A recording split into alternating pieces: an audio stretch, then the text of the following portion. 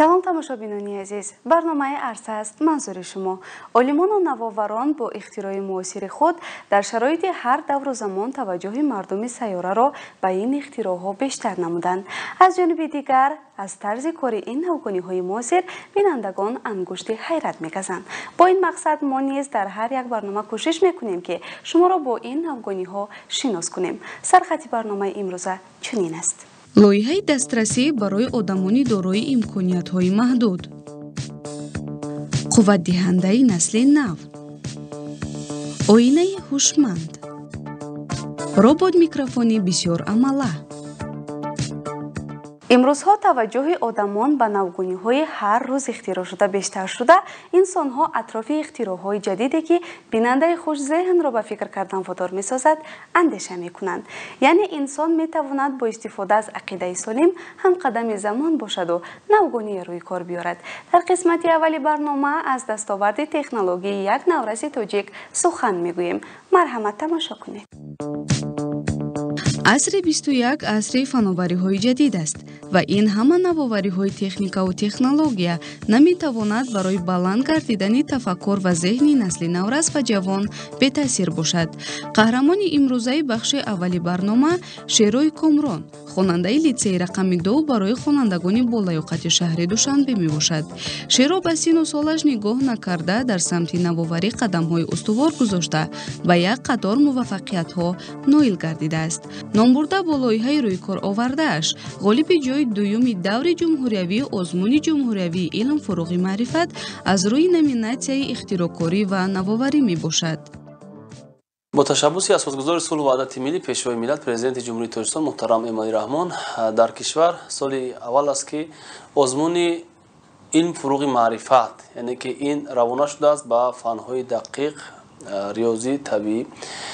پیش از آن در جمهوری تاجیکستان البته دو آزمون سطحی جمهوریوی فروغ صوبی دانای کتاب است و تاجیکستان وطن عزیز من شده برگزار می‌گردید و آزمون از مؤسسه تعلیمی ما نیز 2 نفر در دور جمهوریوی اشتراک نمودند. متاسفانه البته در اونجا پاک تیمرلند و شهرهای کامران، پاک تیمرلند با گرفتن جای افتخاری یعنی سزاوار دیپلم گردید و شهرهای کامران باشد. در آزمون با لایحه یعنی که با همون نامیناسیون که اشتراک کرد مهارت خوب نشان داده سزاوار دیپلم درجه 2 و تحفه های تاسیس داده اعضای کمیسیه دور جمهوریوی آزمون گردید. لایحه روی کار آورده شیروی کامران لایحه دسترسی برای شخصانی دارای امکانیت‌های محدود است که در زمان معاصر نوآوری او مهم ارزیابی می‌گردد.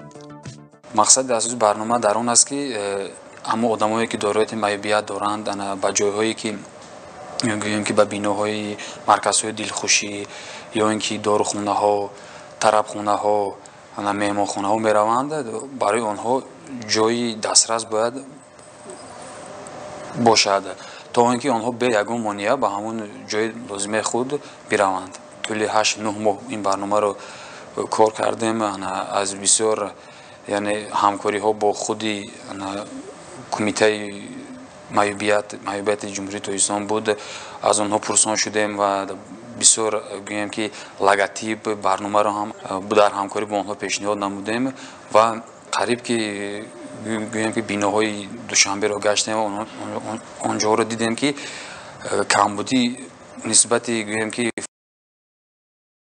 فراهم آوردن برای معیوبیت بهت بسیار بود.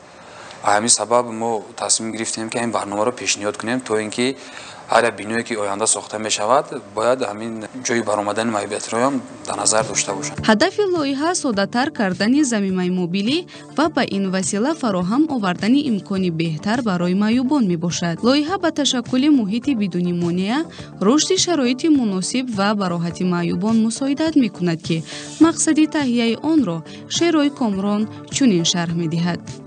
هدف لایحه من به بهبودی زندگی معیوبان در تاجیکستان نگرانیده شده است. عمیق‌ترش فراهم آوردن شرایط دسترس برای معیوبان. با این برنامه خریطه موبیلی ما масъалаи муҳити дастрас барои дорои маъюбият матраҳ ва пешбарӣ хоҳем кард. вақте ки якум сохтани лоиҳа ман ба модарам муроҷиат кардам ки ҳамин фикр дорам ва модарам манро кӯмак расонданд ва мо ба кумитаи барои дорои маъюбият муроҷиат кардем. тарзи кори лоиҳаи ман он аст ки сохтани харитаи муҳити дастрас барои дорои маъюбият. ҳадафи лоиҳаи ман маъмултар кардани заминаи мобилӣ ва ба ин васила имкон додани маъюбон барои зиндагии хуб мебошад.